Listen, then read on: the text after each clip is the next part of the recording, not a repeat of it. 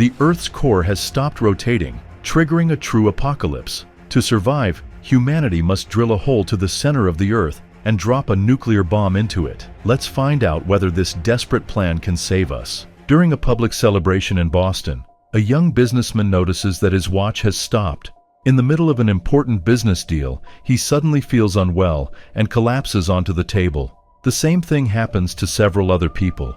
Panic erupts in the streets. It turns out that at the exact same second, 32 people died in Boston. At the University of Chicago, Professor Joshua Keyes is giving a lecture on the effects of sound waves. His students are bored, so the professor tries his best to capture their attention.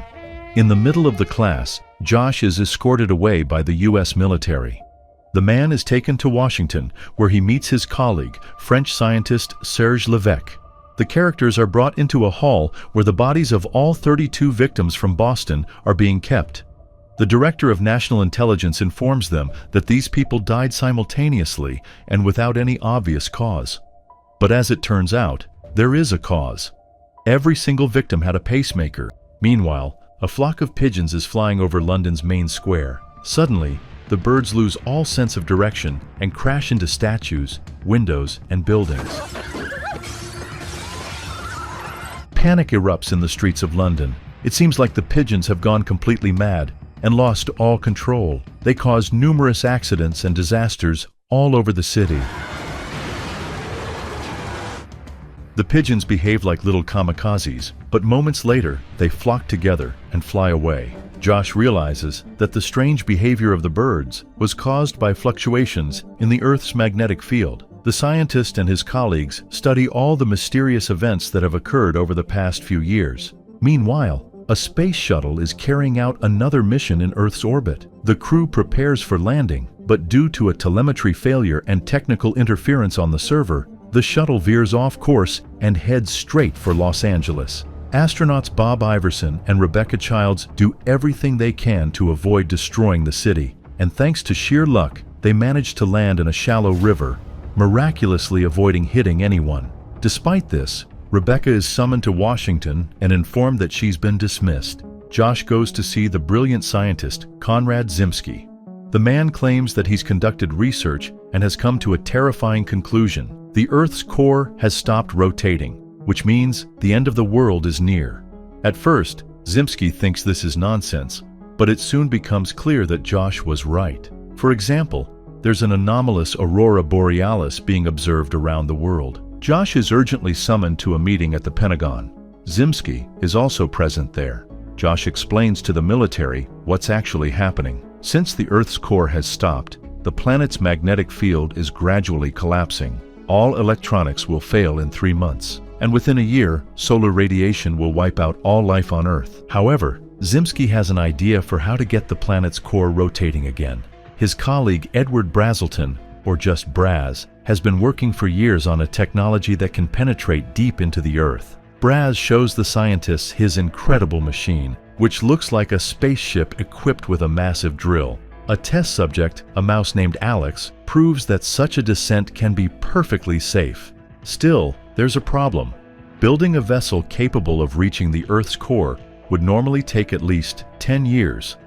NASA agrees to pay Braz $50 billion on the condition that he completes the ship in just 3 months. After that, the FBI bursts into the apartment of a well-known hacker, Theodore Finch, better known as Rat. In just a few seconds, the guy destroys all the evidence, convinced they've come to arrest him. But instead, the computer genius is offered a spot on the team tasked with saving the Earth. His job is to control the flow of information on the internet and prevent a global panic. Rat agrees on one condition. He gets an opportunity to watch cartoons and have an unlimited amount of pies. NASA leadership realizes that the astronauts weren't to blame for the shuttle crash, so they assign Rebecca and Bob to the new mission.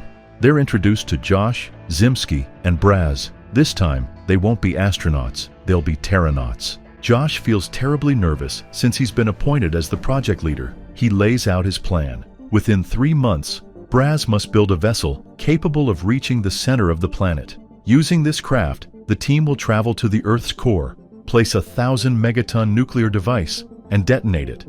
The colossal explosion should force the core to start rotating again. While the ship is under construction, the team trains relentlessly, running countless simulations of potential emergencies they might face during this incredibly dangerous mission. Unfortunately, in the meantime, Earth is struck by a wave of massive disasters. As the magnetic field collapses, a powerful thunderstorm engulfs Rome. Thousands of lightning strikes demolish buildings, claim dozens of lives, and reduce the legendary Colosseum to rubble and debris.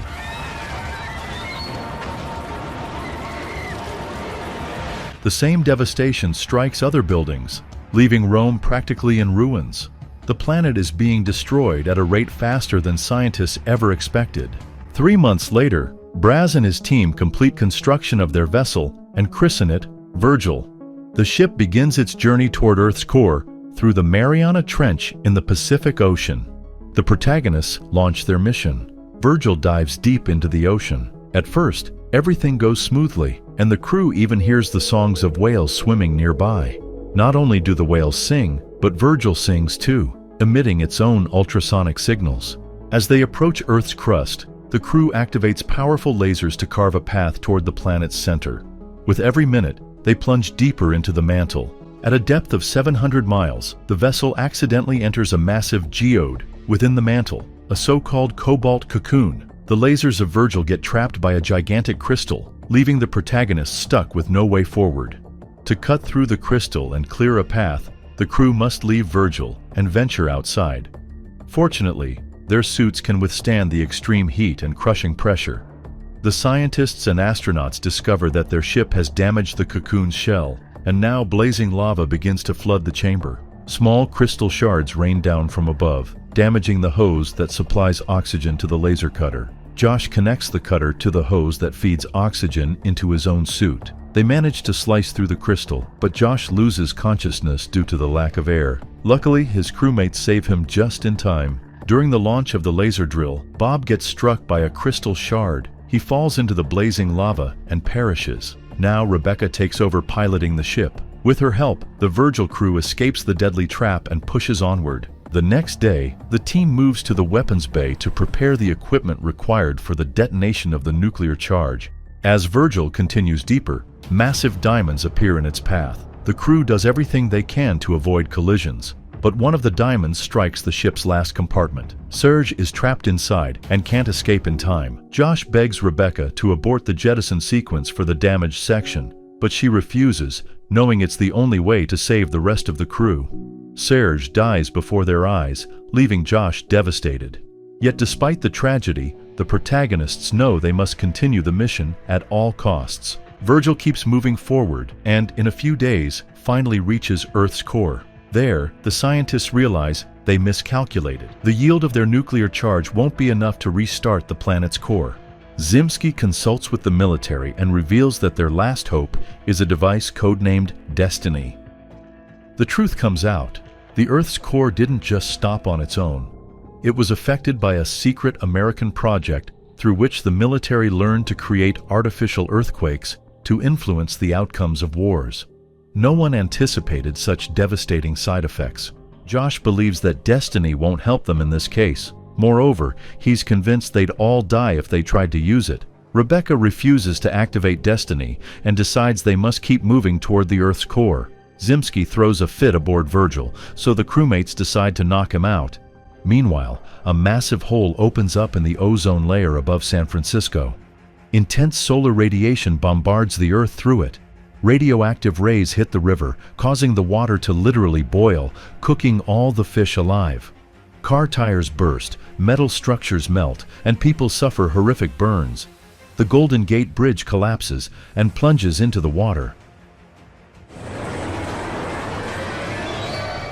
Soon, nearly the entire city lies in ruins. General Thomas Purcell gives the order to activate the Destiny. Rat relays this information to Josh, and the scientist pleads with him to hack into Destiny's access codes to delay the launch of the dangerous machine. Rat, being a genius hacker, quickly finds the necessary data, infiltrates the system, and cuts off the power supply to Destiny, preventing the military from using their weapon. Zimski regains consciousness and comes up with a plan. They can divide the nuclear charge into 5 parts, place them in separate sections of the ship, jettison them, and detonate them in a precisely timed sequence at different points within Earth's core. The problem is that first, they need to unlock a valve connecting all the compartments. To do this, someone has to pull a lever located in a shaft behind Virgil's turbine, where the temperature reaches 5,000 degrees Celsius. No suit can possibly withstand that heat. The characters draw straws to decide who will embark on this suicide mission. It falls to Braz. He puts on his suit, says goodbye to his crewmates, and makes his way into the shaft. Braz manages to pull the lever, but the unbearable heat melts his suit, leaving him unable to return to Virgil. The team realizes there's no way to save Braz and fires up the engines to proceed with the mission. Josh and Zimski place nuclear charges in various compartments of Virgil, while Rebecca coordinates the sequence for their release. As they're installing the second-to-last charge, the crew suddenly realizes they hadn't accounted for resonance drift in their calculations. The final charge needs to be far more powerful than the others. At that moment, the ship is rocked by a minor quake caused by an energy surge, and one of the nuclear charges falls onto Zimski, trapping him inside the compartment. Zimski urges Josh to use reactor fuel to boost the power of the final nuclear charge. Josh follows his friend's advice and manually ejects the compartment, suffering minor burns in the process. One by one, the nuclear charges begin to detonate.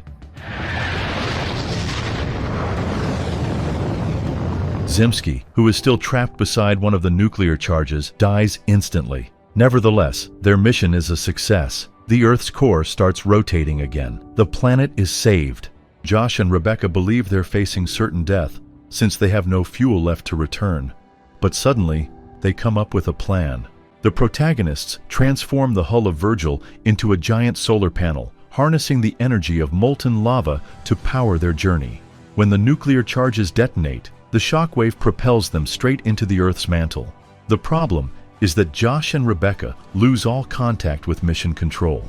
Their ship ends up resting on the ocean floor in the depths of the Pacific and is unable to surface. The military launches a search for Virgil. A sonar picks up whale songs deep underwater. Rat realizes that the whales are singing to Virgil since it also emits ultrasonic signals. Thanks to this clue, the military pinpoints the crew's location. Soon, Rebecca and Josh are rescued and brought to the surface. A week passes.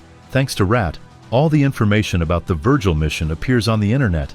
Now the entire world knows what truly happened and the names of those who saved humanity. Their heroism will never be forgotten.